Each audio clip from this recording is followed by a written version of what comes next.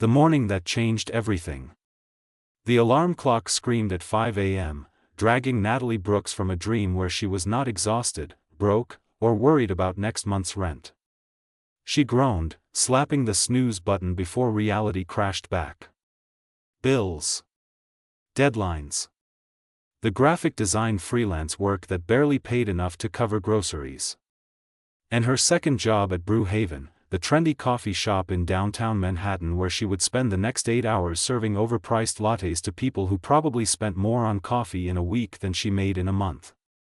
She stumbled out of bed, her tiny studio apartment feeling even smaller in the pre-dawn darkness. The radiator clanked and hissed, providing just enough heat to keep her from freezing but not enough to feel comfortable. Natalie pulled on her work uniform, a black button-up shirt and jeans, and twisted her auburn hair into a messy bun.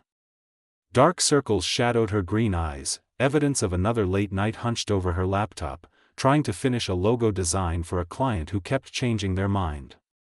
By 6 a.m., she was pushing through the door of Brew Haven, greeted by the rich aroma of freshly ground coffee beans and the warm smile of Ruby Chin, her best friend and the only reason she had not quit this job months ago. "You look terrible," Ruby said cheerfully, already tying her apron. "Good morning to you too," Natalie replied, grabbing her own apron from the hook. "I was up until 3 a.m. working on the Peterson account." "Did they change their mind again?" "5 times. I am starting to think they do not actually know what they want." Ruby laughed, a sound that always managed to lift Natalie's spirits. "Welcome to freelancing. Come on, morning rush starts in 15 minutes. We need to prep." They worked in comfortable silence, restocking cups, arranging pastries in the display case, and firing up the espresso machines. Brew Haven was located in the heart of the financial district, which meant their customers were mostly business professionals, always in a hurry, always demanding, and rarely friendly. At exactly 7 a.m., the flood began. The door chimed constantly as a stream of suits and briefcases poured in, barking orders for extra hot cappuccinos, triple shot espressos, and complicated drinks with modifications that made Natalie's head spin. She was in the middle of making a soy milk vanilla latte with extra foam when the door chimed again. Natalie looked up out of habit and her breath caught. The man who walked in was unlike any customer she had seen before. He was tall, easily over 6 feet, with broad shoulders that filled out his charcoal suit perfectly. His dark hair was styled with precision, and his face looked like it had been carved from marble, all sharp angles and strong features. But what struck Natalie most were his eyes, a piercing shade of gray that seemed to look through rather than at things. He walked to the counter with the confidence of someone who owned every room he entered. His expression was completely neutral, not friendly, not unfriendly, just blank. Like he was going through the motions of being human but not quite succeeding. "Can I help you?" Natalie asked, forcing her customer service smile into place. "Black coffee. Large. Nothing added." His voice was deep and clipped, each word delivered like a command. "Sure thing. Name for the order?" "Hayes." Natalie scribbled the name on a cup and turned to pour his coffee. Simple enough. Except her hands were shaking from exhaustion, and the morning had been relentless. As she reached for the pot, her elbow knocked against a stack of cups. They toppled, and in her attempt to catch them, she stumbled forward. Right into Hayes. The entire pot of hot coffee splashed across the front of his pristine suit jacket. Time seemed to freeze. The busy chatter of the coffee shop faded to a dull hum. Natalie stared in horror at the dark stain spreading across the expensive fabric, steam rising from it. "Oh my God. I am so sorry. I am so sorry."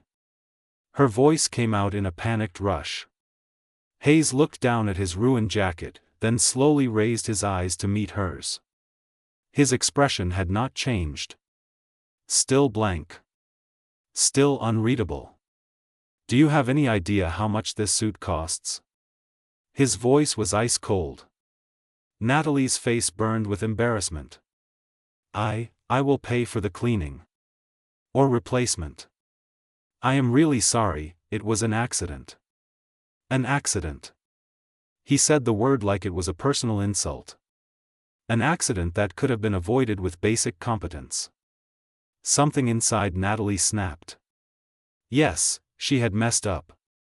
Yes, she felt terrible. But she had been awake for nearly 24 hours, working 2 jobs, trying to survive in a city that seemed designed to crush people like her.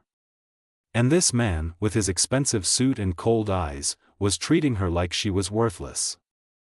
You know what? She said, her voice shaking but firm. I said I was sorry. I offered to fix it. But accidents happen. Maybe if you were not so busy looking down on everyone, you would have noticed I was clearly struggling. Ruby appeared at her side, eyes wide with alarm. Natalie. But Natalie was not finished. She grabbed a handful of napkins and thrust them at Hayes. Here. Clean yourself up. And maybe work on your people skills while you are at it. For the first time, something flickered in Hayes's eyes. Surprise? Anger? She could not tell. He took the napkins slowly, his gaze never leaving hers. What is your name? He asked quietly. Why? So you can get me fired? Answer the question. Natalie. Natalie Brooks. Go ahead, complain to my manager. I am sure you are used to getting people fired. A muscle in his jaw twitched. You have terrible customer service skills. And you have terrible human skills. I guess we are even. They stood there, locked in a silent battle of wills. Natalie's heart pounded, adrenaline coursing through her veins. Part of her could not believe what she had just said. The other part felt strangely liberated. Finally, Hayes stepped back. He pulled a money clip from his pocket, peeled off a $100 bill, and placed it on the counter. Keep the change. For the coffee I did not get to drink. Then he turned and walked out, the door chiming behind him. The coffee shop seemed to exhale collectively. Ruby grabbed Natalie's arm. Are you insane? Do you know who that was? Some rich jerk with an attitude problem? That was Colton Hayes. As in Hayes' digital empire. As in one of the richest men in New York. As in the guy who could buy this coffee shop with his pocket change. Natalie's stomach dropped. Oh. Yeah. Oh. You just told a billionaire to work on his people skills. Well, he should. Ruby shook her head, but she was smiling. You are either the bravest person I know or the most reckless. Probably both. As the morning rush continued, Natalie tried to push the encounter out of her mind. But those cold gray eyes stayed with her, haunting and intense. The unexpected return. The next morning, Natalie arrived at work with dark circles under her eyes that even concealer could not hide. She had barely slept, her mind replaying the coffee incident over and over. Each time, she thought of something smarter she could have said, or better yet, something that would not have gotten her potentially blacklisted from every job in Manhattan. Stop overthinking it, Ruby said as they prepped for the morning rush. He probably forgot about it already. Rich people do not remember the little people. That is not comforting. It is realistic. At 7 a.m. sharp, the door chimed. Natalie was at the espresso machine, her back to the entrance, when she heard Ruby gasp. Natalie. Do not turn around. Of course, Natalie turned around. Colton Hayes stood in the doorway, wearing another impeccable suit, this one navy blue. His eyes scanned the coffee shop until they landed on her. Then he walked straight to the counter. Natalie's mouth went dry. Can I help you? Black coffee. Large. Nothing added. The same order as yesterday.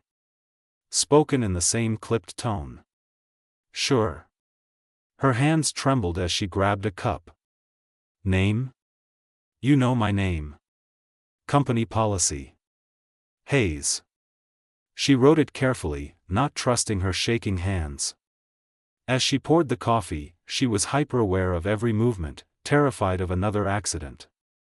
When she placed the cup on the counter, their fingers brushed for half a second. His skin was surprisingly warm. "$4.50, she said. Hayes pulled out his money clip and handed her a 20. "Keep the change." He picked up the coffee and started to leave. Then he paused, turning back. "You were right." Natalie blinked. "What?" "Yesterday. You were right. I do have terrible people skills." His expression had not changed, still that same blank mask. But something in his voice was different. Softer, maybe. "And you do have terrible customer service skills." Despite herself, Natalie felt her lips twitch. "Is that your way of apologizing?" "I do not apologize. But I acknowledge facts." "How generous of you. I will be back tomorrow. Try not to spill anything on me." And then he left. Ruby materialized beside her, jaw hanging open. "Did that just happen?" "I think so." He came back. And he kind of apologized. Sort of. He acknowledged facts. Same thing in billionaire speak. Ruby grabbed her shoulders. "Natalie. He is going to come back tomorrow. He just likes the coffee. Nobody likes coffee that much. He likes you." "That is ridiculous. He probably wants to document my incompetence for a lawsuit." But the next morning, at exactly 7 a.m., Colton Hayes walked through the door again. Same order. Same clipped tone. Except this time, when Natalie handed him his coffee, he said, "Thank you." 2 words. But they landed with the weight of a confession. And so it began. Every morning for the next 2 weeks, Colton Hayes arrived at exactly 7 a.m. and ordered the same black coffee. The conversations were brief, mostly transactional. But gradually, they started to expand. "Busy day ahead?" Natalie asked on day 5. "Board meeting. Quarterly reviews. The usual corporate nightmare." "Sounds thrilling." "It is not." He paused. "What about you?"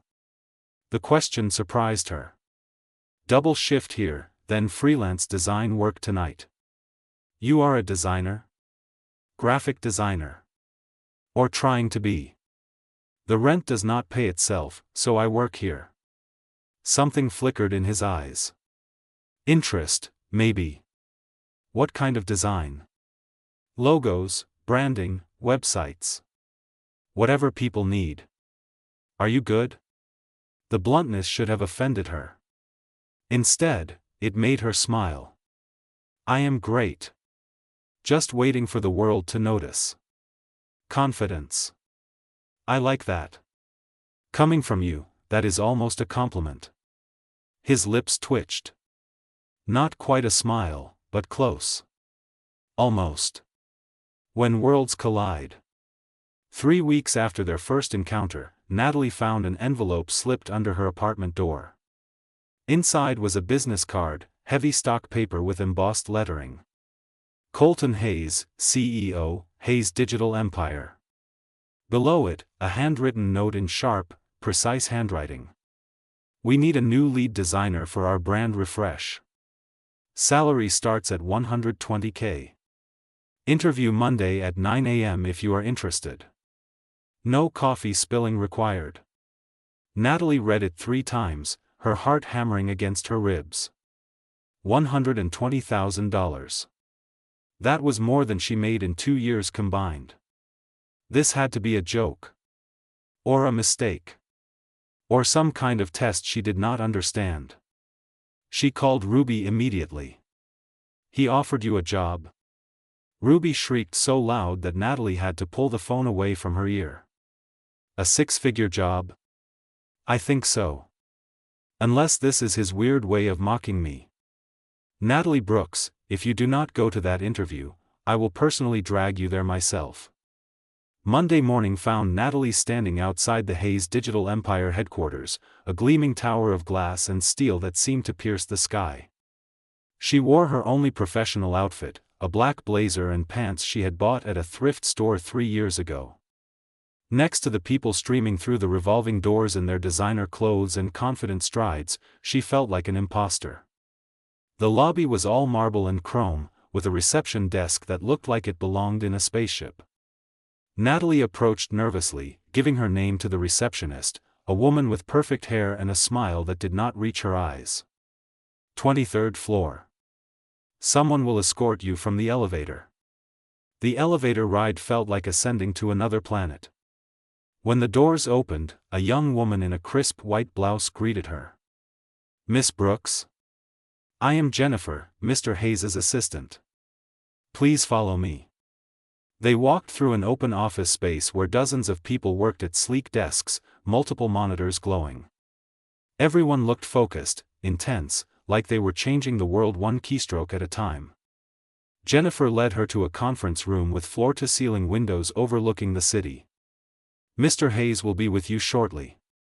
Can I get you anything? Water? Coffee? Water, please. Definitely not coffee." Jennifer smiled genuinely for the first time. "I heard about that incident. It is legendary around here." After she left, Natalie stood at the window, trying to calm her racing heart.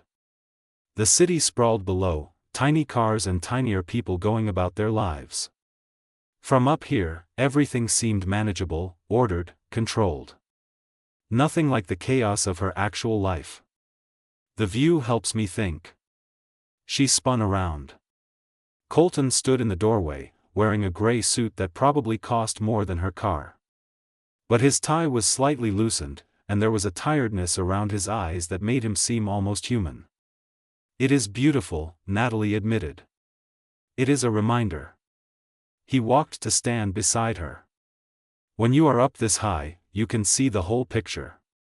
The patterns. How everything connects. That sounds lonely." He glanced at her, something unreadable crossing his face. "It can be. Sit, please." They settled at the conference table. Colton opened a portfolio, pulling out printed copies of her design work. Natalie's stomach dropped. When had he gotten these? Had he been researching her? "Your work is good," he said, flipping through the pages. "Strong concept, clean execution. But you are playing it safe. Staying in your comfort zone. Excuse me? This logo." He tapped one design. "It is perfectly fine. Competent. Forgettable. You have talent, but you are not pushing yourself." Natalie felt heat rise to her cheeks. "Maybe because my clients want safe. They want something that works, not something that wins awards." "What do you want?"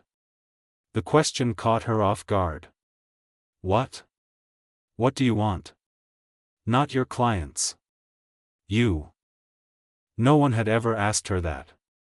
She stared at him, this billionaire who barely smiled, who spoke in clipped sentences, who somehow saw through her defenses. "I want to create something that matters," she said quietly. "Something that makes people feel something. Not just logos and branding, but stories. Identities. I want to build worlds." For the first time since she met him, Colton Hayes smiled. Really smiled. It transformed his entire face, softening the sharp edges, lighting up those gray eyes. "Then you are hired." "What? Just like that?" "Just like that. Jennifer will handle the paperwork. You start next Monday." Natalie's head spun. "I have not even done a formal interview. You have not checked my references or asked about my experience. I have been interviewing you every morning for 3 weeks. I know everything I need to know. You are talented, you are honest, and you are not afraid to tell me when I am being difficult. That last quality is surprisingly rare. Because people are afraid of you. Are you afraid of me?" She met his gaze. No. Good. Do not start now. He stood, extending his hand. Welcome to Hayes Digital Empire, Natalie Brooks. She shook his hand, his grip firm and warm. Thank you. I will not let you down. I know you will not. The cracks begin to show. Natalie's first week at Hayes Digital Empire was overwhelming. The office was filled with brilliant people who spoke in acronyms and moved at lightning speed. She had her own office, a real office with a door and a window, and a computer setup that made her old laptop look like a relic from the Stone Age. But she also felt out of place. During meetings, people threw around terms she had to Google later. At lunch, her co-workers discussed vacations to places she had only seen in magazines. And everywhere she went, she felt eyes on her, whispers following in her wake. The girl who spilled coffee on the boss. The nobody he hired on a whim. Ruby visited her on Friday, bringing takeout to her apartment. Natalie had barely touched her old space since starting the new job, coming home late and leaving early. So, how is life in the corporate tower? Ruby asked, unpacking containers of Thai food. Exhausting. Incredible. Terrifying. Natalie collapsed on her couch. I feel like I am playing dress-up in someone else's life. You belong there. Colton hired you because you are talented. Or because he feels guilty about being rude to me. Or because he likes you. Natalie threw a pillow at her. Stop. He is my boss. That is it. But even as she said it, she knew it was not entirely true. Colton had a way of finding her throughout the day. He would stop by her office with questions about projects, but the conversations always drifted. He asked about her childhood, her family, what she did for fun. And slowly, grudgingly, he shared pieces of himself too. His mother had died when he was 16.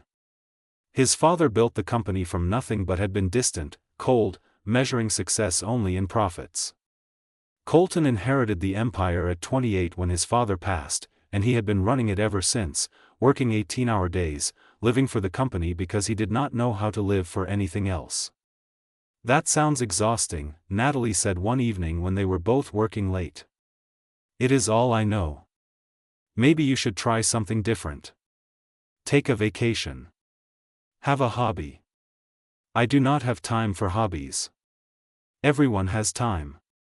You just have to make it. He looked at her, really looked at her, with an intensity that made her breath catch. Is that an offer? What? To teach me how to have a life outside these walls? I hardly have a life myself. I work 2 jobs, remember? One of them being here. You quit the coffee shop. I gave notice. Ruby needs help through the end of the month. Then after that, teach me. It was not a request. It was a challenge. And Natalie had never been good at backing down from challenges. When the storm breaks. The gossip started on a Tuesday. Natalie was in the break room getting coffee when she overheard 2 women talking in hushed voices by the water cooler. I heard she has no formal education. Just some freelance work and a coffee shop job. Colton must be sleeping with her. Why else would he hire someone so unqualified? Did you see her presentation yesterday? Amateur hour. Natalie's hand shook, coffee sloshing in her cup. She wanted to confront them, to defend herself, but her throat had closed up. Instead, she left quickly, retreating to her office and closing the door. The words echoed in her head all day. Amateur. Unqualified.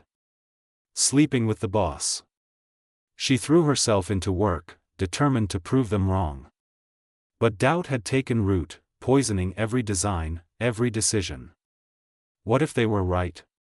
What if she did not belong here?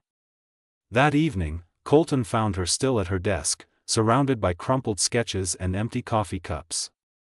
You are still here. So are you. He leaned against the doorframe. What is wrong? Nothing. Just working. Natalie. The way he said her name, soft and concerned, broke something inside her. Do you know what people are saying about me? His jaw tightened. I have heard rumors. And you did not think to warn me? I thought you were strong enough to handle it. Maybe I am not. Her voice cracked. Maybe they are right. Maybe I do not belong here. Maybe you made a mistake hiring me. Colton crossed the room in 3 strides. He knelt beside her chair, forcing her to look at him. Listen to me. I do not make mistakes when it comes to business. You are here because you are talented. Because you bring something this company needs.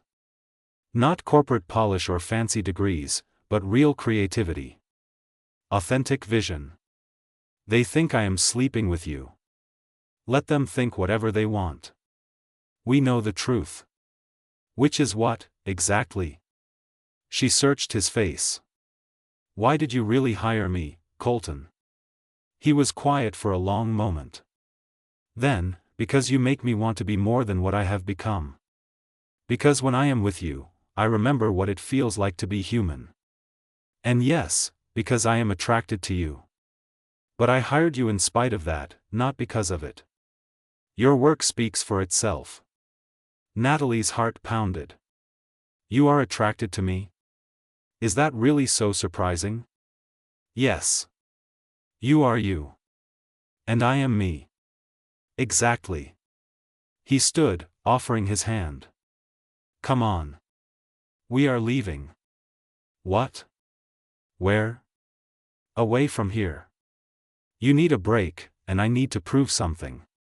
She let him pull her to her feet. Prove what? That there is more to life than what people think of you. They took his car, a sleek black sedan that probably cost more than her entire existence.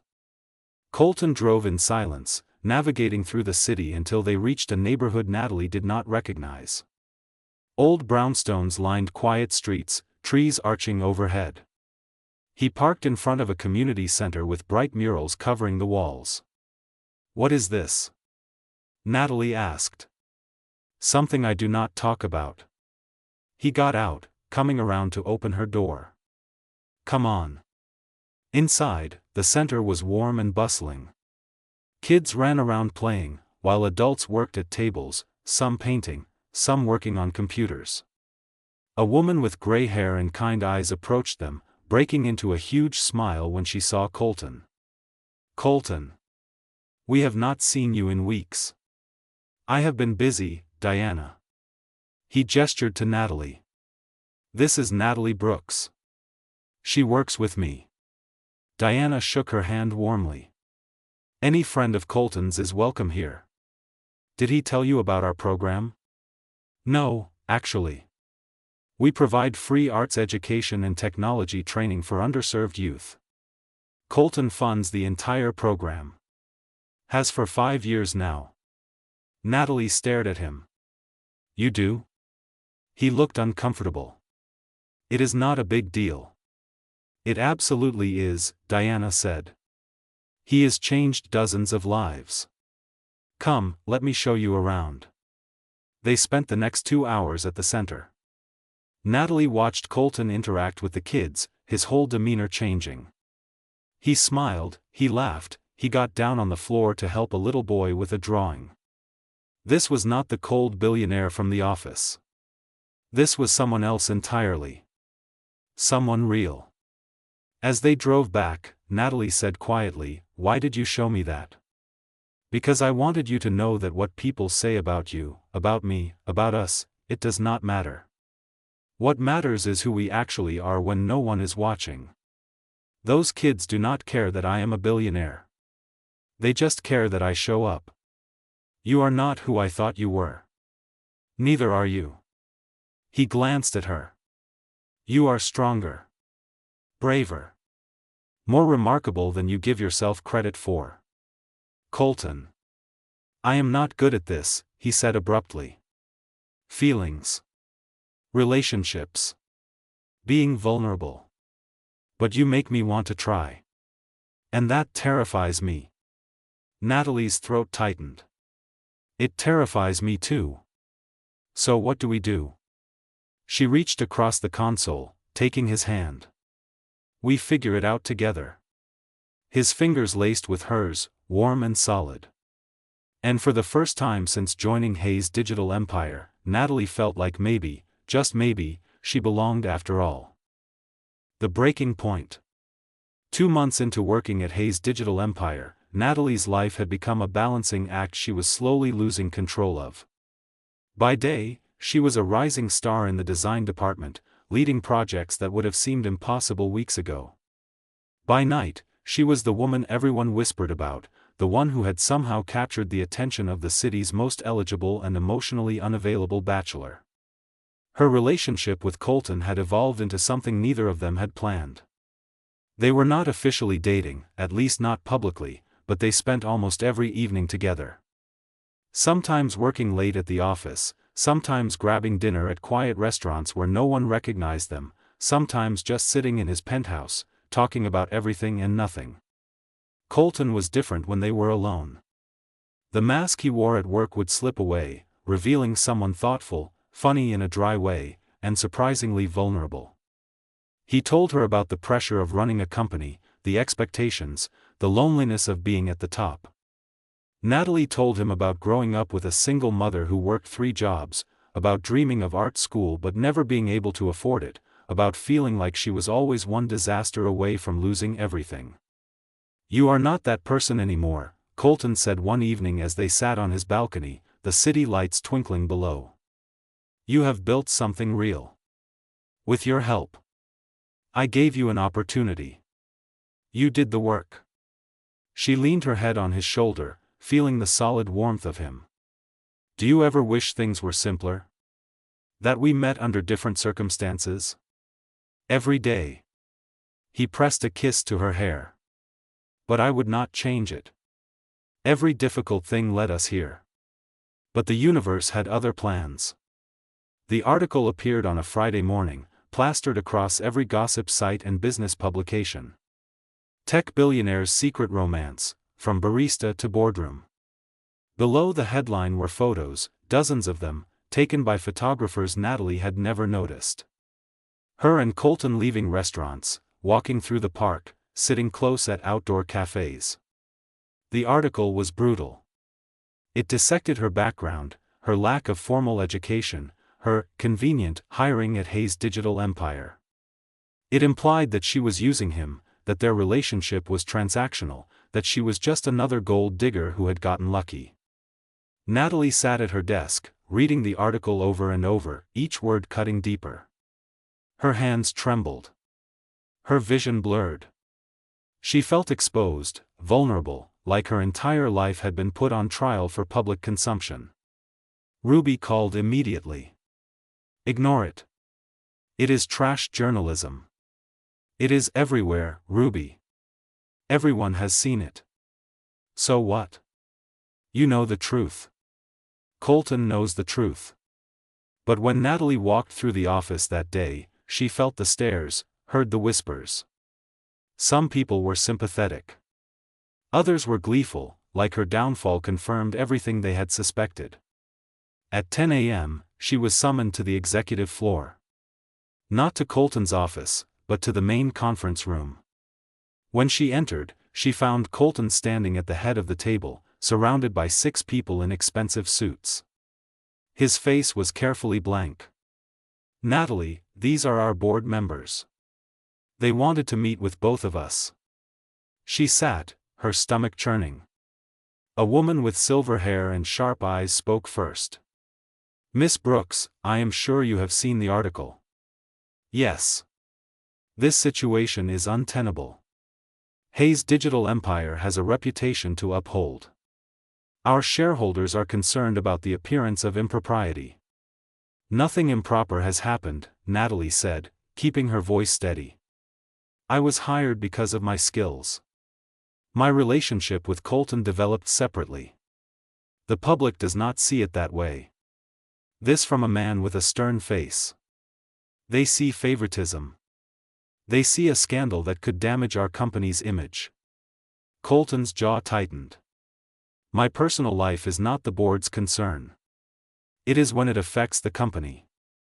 The silver-haired woman leaned forward. We are offering Miss Brooks a severance package. Generous compensation in exchange for her resignation and a non-disclosure agreement.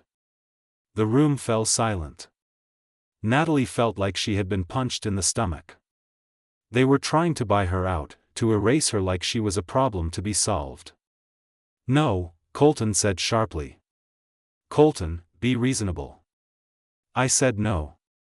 Natalie is an employee in good standing. She has done nothing wrong. If anyone has a problem with that, they can take it up with me. Think about what you are doing, another board member said. This woman has been with the company for 2 months. Are you really willing to risk everything for her? Natalie stood abruptly, her chair scraping against the floor. You do not have to do this. I will resign. Natalie, no. She looked at him, her heart breaking. It is okay. They are right. I am causing problems. I do not belong here. You absolutely belong here. Listen to her, Colton. She is being sensible. Sensible? Colton's voice rose, fury blazing in his eyes. You want to fire someone because of gossip? Because you are uncomfortable with the idea that I might actually care about another person? This is business, not personal feelings. Then let me make this a business decision. Colton planted his hands on the table. Natalie stays. If the board cannot accept that, then I resign. Effective immediately. The room erupted. Everyone spoke at once, arguing, protesting. But Colton's gaze never left Natalie's. You cannot resign, she said desperately. This company is your life. No. It was my life. Until I met you. Until I remembered there is more to living than quarterly reports and board meetings. He walked around the table, taking her hands. I have spent years building walls, keeping people at a distance, telling myself that success meant being untouchable. But you climbed over every wall. You made me feel again. And I will not let anyone take that away. Colton, please be reasonable, the silver-haired woman said, her tone softer now. We are trying to protect you. I do not need protection. I need to be able to live my life on my own terms. The shareholders will be furious. Then they can sell their shares. He turned back to the board.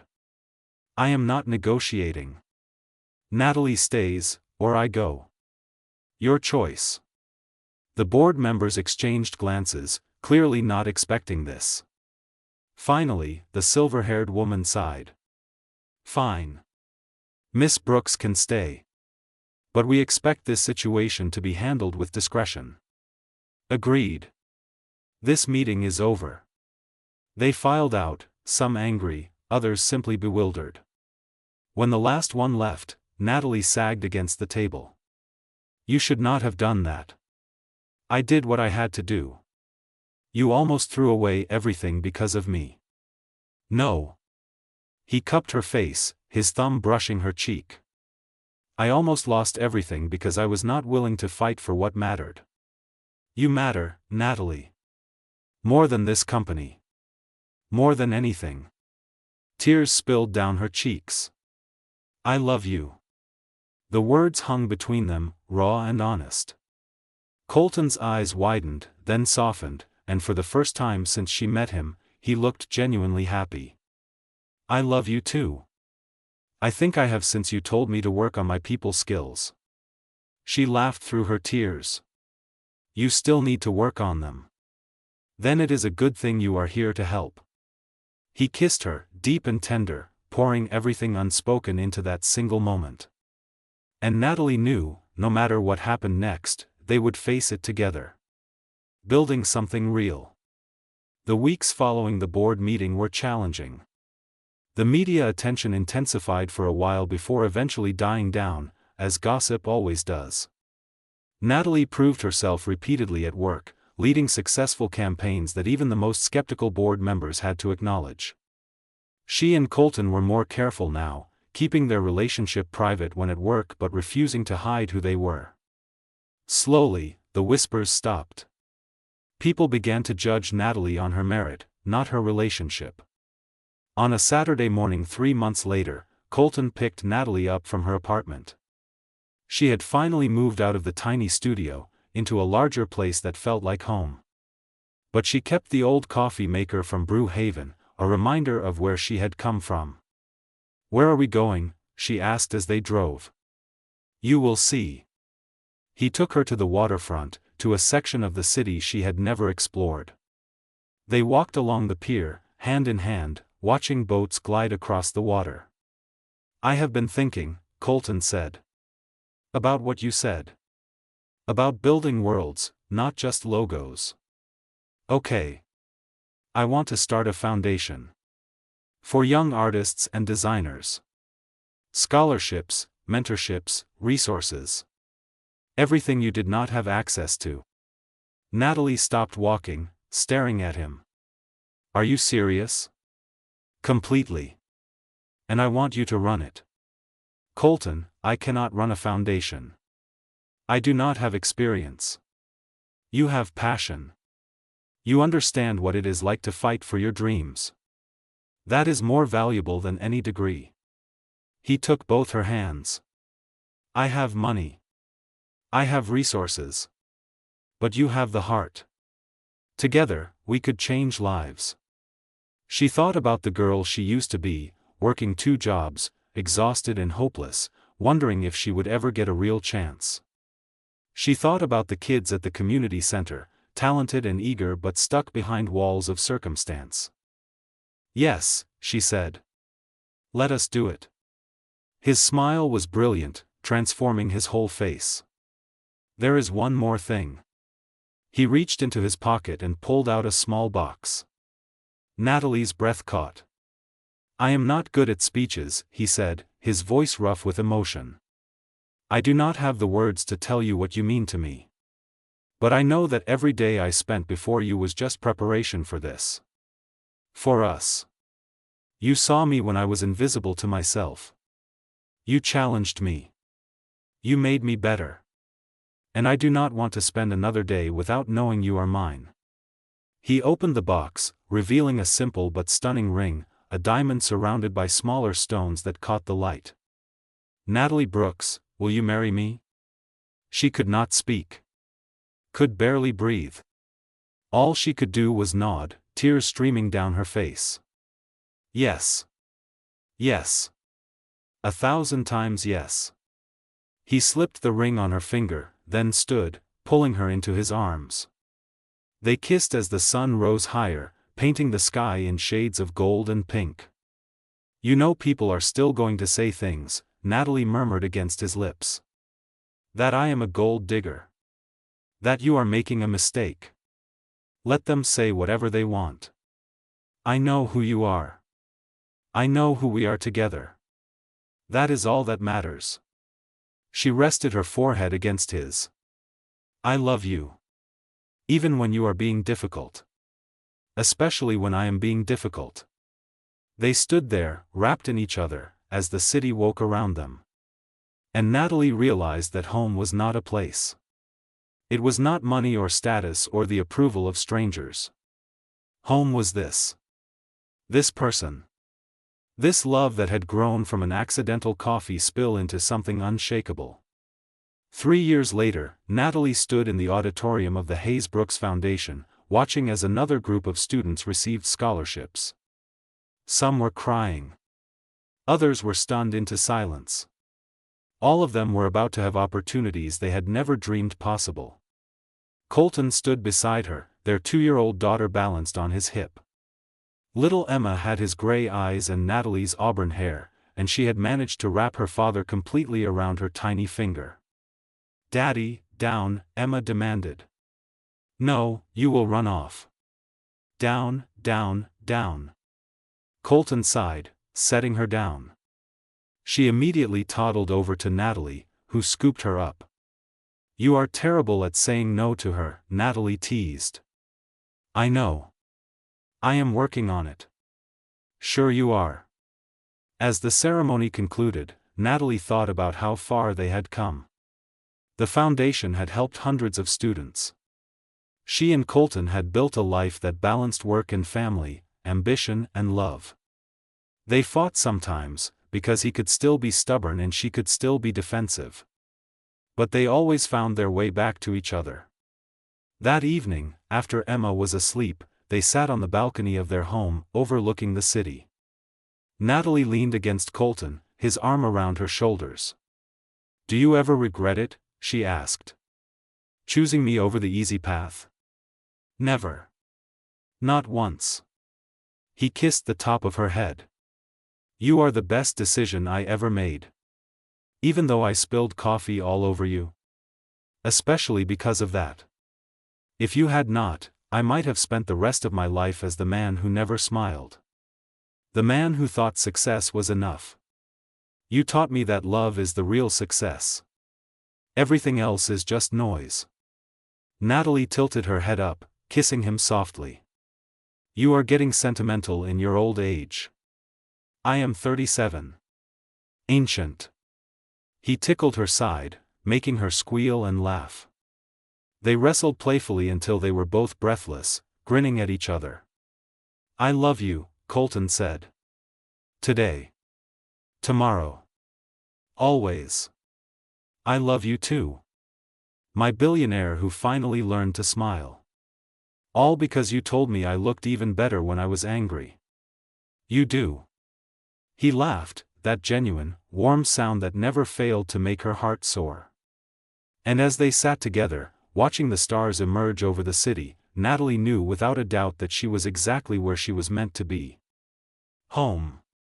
Not in a place, but in the arms of the man who had gone from stranger to friend to partner to forever. The man who proved that sometimes the best love stories start with a little chaos, a lot of coffee, and the courage to be honest about who you really are.